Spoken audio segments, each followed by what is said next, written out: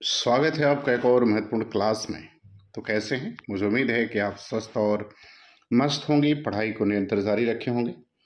यदि आप हमारे चैनल हिंदी गुरुकुल एकेडमी पर नए हैं तो आप चैनल को सब्सक्राइब कर लें। यदि आपने सब्सक्राइब किया है तो आप वीडियो को लाइक जरूर करें।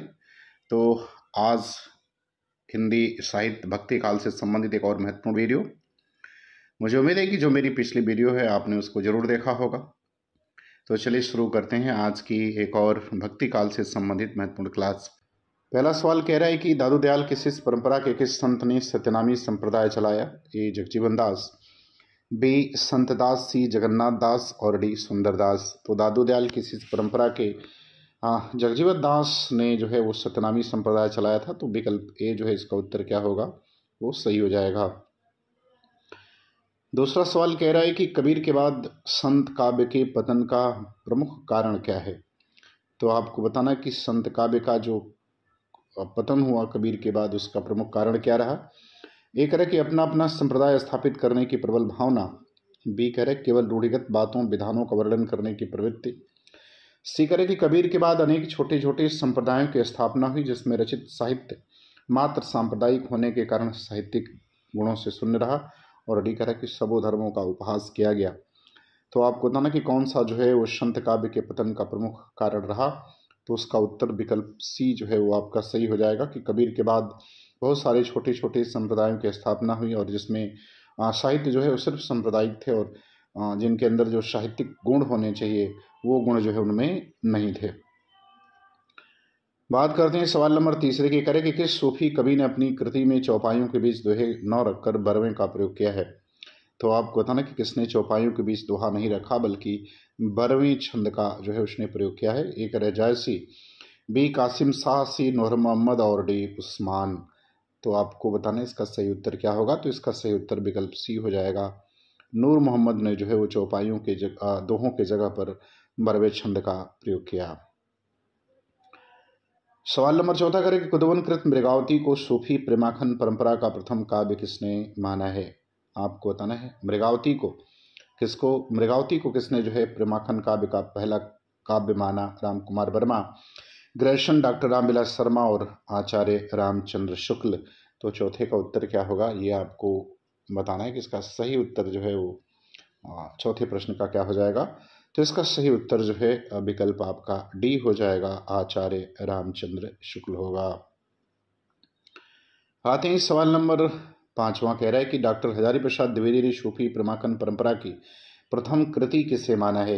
ए ईश्वरदास कृत सत्यवती कथा को, बी असाहित कृत हंसावली को, सी करेक्ट मुल्ला दाऊद कृत चंदायन को और डी करेक्ट कुतुबन कृत मृगावती को। तो हजारी प्रसाद द्विवेदी ने किसे जो है सूफी प्रेमाखंड परंपरा का पहली कृति माना है? तो सत्यवती कथा को माना है ईश्वरदास कृत। विकल्प ए जो है इसका उत्तर पांचवें का सही हो जाएगा। सवाल नंबर छठवां करें कि मलिक मोहम्मद जायसी के गुरु कौन थे? ये बताना है। शेख बुरहान, सैयद अशरफ, सिकर यूसुफ मलिक और डी करेक्ट मोइनुद्दीन चिश्ती। तो आपको बताना है कि शेख जो है बुरहान से सैयद अशरफ, यूसुफ मलिक और मोहम्मद चिश्ती, इसमें से कौन जो है वो मलिक मोहम्मद जायसी के गुरु थे? तो देखिए मलिक मोहम्मद जायसी के संदर्भ में उनके दो गुरुओं का जिक्र मिलता है। एक शेख बुरहान, शेख अशरफ दोनों का मिलता है, लेकिन शेख बुरहान के संदर्भ में मलिक मोहम्मद जायसी ने कहा था कि वो मेरे गुरु और मैं उनका चेला। तो इसका विकल्प ए जो है वो आपका क्या होगा, वो सही हो जाता है। तो शेख बुरहान को ही मोहम्मद जायसी का गुरु माना गया है। सवाल नंबर सातवां करें कि आचार्य शुक्ल ने सूफी कवियों की प्रेम पद्धति में सर्वाधिक महत्वपूर्ण किसे माना है? ए लौकिक प्रेम, बी दार्शनिक अभिव्यक्ति, सी प्रेम की पीर और डी कह रहा है कि प्रतीकात्मक प्रेम को। तो शुक्ल जी ने सूफी कवियों की जो प्रेम पद्धति में इसमें सबसे महत्वपूर्ण जो है वो प्रेम के पीर को माना है। तो विकल्प सी उत्तर जो है इसका सही हो जाएगा। अब आते हैं सवाल नंबर आठवां। कह रहे कि सूफी काव्य के संदर्भ में कौन सा कथन असत्य है? तो आपको बताना है आठवें प्रश्न का उत्तर क्या होगा। ए कह रहे कि सभी सूफी प्रबंध काव्य अवधी भाषा में लिखे गए, बी कह रहे कि सभी रचनाएं फारसी की मशनवी शैली में लिखी गई और डी कह रहे कि सूफी काव्य में लौकिक प्रेम के द्वारा अलौकिक प्रेम की अभिमंजना हुई है और डी कह रहे कि सूफी काव्य में वर्णित सभी घटनाएं एवं पात्र शुद्धतम ऐतिहासिक है। तो कौन सा कथन असत्य है? तो असत्य विकल्प डी हो जाएगा, क्योंकि सभी घटनाएं जो है वो शुद्धतम ऐतिहासिक नहीं है, क्योंकि इसमें बहुत सारी घटनाएं जो हैं वो कल्पित हैं, लगभग कल्पित ही हैं। तो ज़्यादातर रचनाएं जो हैं वो क्या हैं? वो कल्पित हैं। तो विकल्प डी जो है वो सही होगा प्रश्न नंबर 8 का उत्तर। 9 नंबर सवाल कह रहे हैं कि सूफी मत में वर्णित साधना की 4 अवस्थाओं शरीयत, तरीकत, मरीफत, हकीकत की भारतीय भक्ति मार्ग के साथ सही क्रम में संगति क्या होगी? क्रम में है ये, सही क्रम में संगति क्या होगी? ए कह रहे आचरण, उपासना, सिद्धावस्था, सत्यबोध। बी कह रहे उपासना, सिद्धावस्था, आचरण, सत्यबोध। सी कह रहे कि सत्यबोध, उपासना, आचरण, सिद्धावस्था। और डी कह रहे कि आचरण, सत्यबोध, सिद्धावस्था और उपासना। तो सही क्रम क्या है आपको ये बताना है 9 नंबर प्रश्न में। तो विकल्प ए जो है इसका सही हो जाएगा। आचरण, उपासना, सिद्धावस्था और सत्यबोध, ये इसका विकल्प सही होगा। सवाल नंबर 10 में कह रहे हैं कि सूफी कवियों का सबसे प्रिय अलंकार कौन सा है? तो आपको बताना है कि सूफी कवियों का सबसे प्रिय अलंकार कौन सा है? ए का वक्रोक्त, बी समासोक्त, सी अनुप्रास और डी का श्लेष। तो सूफी कवियों का सबसे प्रिय अलंकार जो है वो समासोक्ति है। विकल्प बी उत्तर जो है इसका सही हो जाएगा। अब देखते हैं सवाल नंबर 11 में कह रहा है कि भारतीय अद्वैतवाद में जो स्थान माया का है, सूफी काव्य में स्थान किसका है? ए वैभव, बी लक्ष्मी, सी शैतान और डी इंसान का। तो भारतीय अद्वैतवाद में जो माया है सूफी में वो क्या है? तो सूफी में वो शैतान है। विकल्प सी जो है इसका उत्तर 11 का सही हो जाएगा। 12 नंबर सवाल कह रहे हैं कि पद्मावत को प्रकाश में लाने का श्रेय किस आलोचक को है? ए कह हजारी प्रसाद द्विवेदी, बी राम कुमार वर्मा, सी डॉक्टर माता प्रसाद गुप्त और डी कह रहे कि आचार्य रामचंद्र शुक्ल। तो पद्मावत को प्रकाश में लाने का श्रेय किसे जाता है? तो वो जाता है आचार्य रामचंद्र शुक्ल को। विकल्प डी उत्तर जो है इसका 12 का सही हो जाएगा। सवाल नंबर 13 करें कि पद्मावत की कथा वस्तु के पूर्वार्ध भाग को आलोचकों ने क्या माना है? आपको बताना है कि पद्मावत कथ की जो कथा है उसका जो पूर्वार्ध भाग है उसे आलोचकों ने क्या माना है? कह रहा है काल्पनिक, बी ऐतिहासिक, सी अर्ध ऐतिहासिक और डी कह रहा है कि पौराणिक। तो 13 नंबर प्रश्न का सही उत्तर क्या होगा? तो इसका सही उत्तर हो जाएगा काल्पनिक। विकल्प ए जो है वो सही होगा। सवाल नंबर 14 पर आते हैं, कह रहे कि पद्मावत में वर्णित प्रतीकात्मक शब्द हृदय किसके लिए प्रयुक्त हुआ है? ए पद्मिनी, बी सिंघलदीप, सी नागमती और डी रतन सेन। तो 14 नंबर प्रश्न का सही उत्तर बताना है कि जो पद्मावत में वर्णित प्रतीकात्मक शब्द हृदय ही है वो किसके लिए प्रयुक्त हुआ है?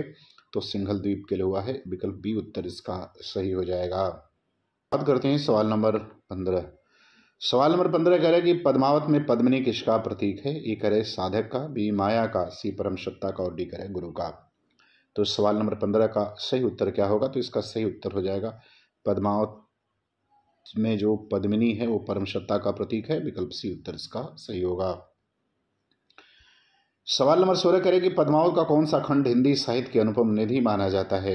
ए कह रहे पद्मावती वियोग खंड, बी कह रहे नागमती वियोग खंड, सी कह रहे के राजा सुहास संवाद खंड और डी कह रहे कि नागमती सुहास संवाद खंड। तो आपको ये बताना है कि पद्मावत का जो पद्मावत का कौन सा खंड है जो हिंदी साहित्य के अनुपम निधि माना जाता है? तो उसे नागमती वियोग खंड कहते हैं। विकल्प बी जो है इसका उत्तर क्या होगा? वो 16 नंबर प्रश्न का सही हो जाएगा। सवाल नंबर 17 में कह रहा है कि पद्मावत को अन्योक्ति के स्थान पर अब प्राय समासोक्ति माना जाने लगा है, ऐसा क्यों हो रहा है? ए कह रहे कि पद्मावत के प्रतीक अधूरे और अटपटे हैं। बी कह रहे कि पद्मावत में उपसंहार का पद जो अनुक्ति का आधार है उसे आलोचकों ने प्रक्षिप्त सिद्ध कर दिया है। सी कह रहे कि पद्मावत को अनुक्ति घोषित करने वाले आलोचकों की संख्या नगण्य है और डी कह रहे कि पद्मावत पूर्णतः काल्पनिक महाकाव्य है। तो आपको बताना है कि पद्मावत को अनुक्ति के स्थान पर समासोक्ति ऐसा कहा जाने लगा, ऐसा क्यों है? तो इसलिए है क्योंकि अनुक्ति पद्मावत में उपसंहार का पद जो अनुक्ति का आधार था आलोचकों ने उसे प्रक्षिप्त सिद्ध कर दिया है। तो विकल्प बी उत्तर जो है इसका क्या होगा? वो सही हो जाएगा। 18 नंबर सवाल में करें किस ग्रंथ को पद्मावत की छाया कहा गया है? आपको बताना है कि किस ग्रंथ को पद्मावत की छाया कहा गया है। ए करें कन्हावत, बी मधुमालती, सी चित्रावली और डी करें ज्ञानदीप। तो सवाल नंबर 18 का सही उत्तर क्या होगा ये बताना है। तो इसका सही उत्तर चित्रावली हो जाएगा। विकल्प सी सही होगा। 19 नंबर प्रश्न में कह रहे किस काव्य ग्रंथ का कथानक पद्मावत से प्रभावित है? ए माधवानल कामकंदला, बी सत्यवती कथा, सी चिताई वार्ता और डी करें कि लखन सेन पद्मावती कथा। तो आपको बताना है कि किस काव्य ग्रंथ का कथानक पद्मावत से प्रभावित है। तो वो जो प्रभावित है वो चिताई वार्ता प्रभावित है। विकल्प सी जो है इसका उत्तर क्या होगा? वो सही हो जाएगा। सवाल नंबर 20 कह रहा है कि केवल दोहा छंद में रचित प्रेमाखन काव्य कौन सा है? ए नंददास कृत रूपमंजरी, बी करे कि ईश्वरदास कृत सत्यवती कथा, और सी करे कि दामोदर कृत लखन सेन पद्मावती कथा, और डी करे कि गणपत चित्त के माधवान काम कंदला। तो आपको बताना कि जो केवल दोहे छंद में जो है वो रचित प्रेमाखन काव्य है, तो वो आपका विकल्प सही हो जाएगा। गणपत कृत जो है वो माधवानल काम कंदला, विकल्प डी उत्तर जो है इसका सही होगा। अब आते हैं सवाल नंबर 21 कह रहा है कि ईश्वरदास कृत सत्यवती कथा का नायक कौन है? आपको बताना है कि सत्यवती कथा का नायक कौन है। एक ऋतुपर्ण, बी मदन सेन, सी लक्ष्मण सेन और डी रतन सेन। तो ईश्वरदास कृत जो सत्यवती कथा है इसके नायक का नाम ऋतुपर्ण है, विकल्प ए उत्तर इसका सही होगा। 22 में कह रहे उस्मान कृत चित्रावली का नायक कौन है? ये आपको बताना है कि उस्मान की जो चित्रावली है इसका नायक कौन है। ए करे चित्रसेन, बी करे सुजान, सी करे शुभान और डी करे सुदास। तो 22 वाले प्रश्न का उत्तर देना है। इसका सही उत्तर क्या होगा? इसका सही उत्तर सुजान हो जाएगा, विकल्प बी उत्तर जो है वो सही होगा। अब बात करते हैं सवाल नंबर 23 करें कि सर्वाधिक प्रेमाखन काव्य ग्रंथों के रचयिता कौन है? ए करे जायसी, बी मुल्ला दाऊद, सी जान कबी और डी शेख नबी।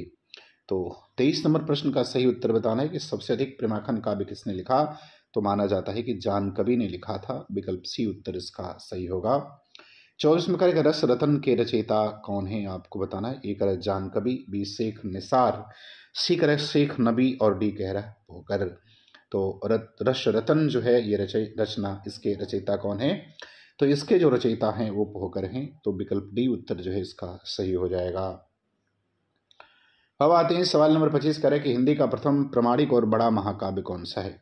तो आपको बताना कि हिंदी का पहला प्रमाणिक और बड़ा महाकाव्य कौन सा है। एक रामचरितमानस, बी रामचंद्रिका, सी पद्मावत और डी कह रहा है कामायनी। तो आपको बताना है कि हिंदी का प्रथम प्रमाणिक बड़ा महाकाव्य तो पद्मावत को माना जाता है, विकल्प सी उत्तर जो है इसका सही हो जाएगा।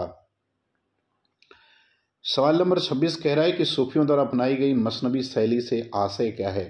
ए करे प्रतीक सर्व के अंत में छंद परिवर्तन करना, बी करे रचना के आरंभ में इस वंदना, पैगंबर की स्तुति, साहे वक्त की प्रशंसा आदि, सी करे रचना के आरंभ में कवि का स्वपरिचय देना और डी करे रचना के आरंभ में कथा का सारांश प्रस्तुत करना। तो मसनवी का अर्थ है रचना के आरंभ में इस वंदना, पैगंबर की स्तुति, साहे वक्त की प्रशंसा, तो विकल्प बी उत्तर इसका सही होगा। सवाल नंबर 27 कह रहा है कि हिंदी का प्रथम सूफी कवि कौन है? ए करे जायसी, बी मुल्ला वजही, सी मुल्ला दाऊद और डी नूर मोहम्मद। तो आपको बताना है कि हिंदी का पहला सूफी कवि कौन है? तो वो मुल्ला दाऊद को माना जाता है, विकल्प सी उत्तर इसका सही हो जाएगा। 28 में कह रहे कि सूफी मत में साधना के कितने सोपान है? तो सूफी मत में साधना के कितने सोपान है आपको बताना है। ए कह रहे 2, बी 3, सी 4 और डी कह रहे 5। तो सूफी मत में साधना के कुल 4 सोपान हैं, विकल्प सी सही होगा। शरीयत, तरीकत, हकीकत और मारिफत, यही 4 जो है वो सोपान हैं। अब बात करते हैं सवाल नंबर 29 कहता है कि प्रेमाखन काव्य परंपरा का मुख्य दर्शन, सूफी कवियों का मुख्य दर्शन क्या है?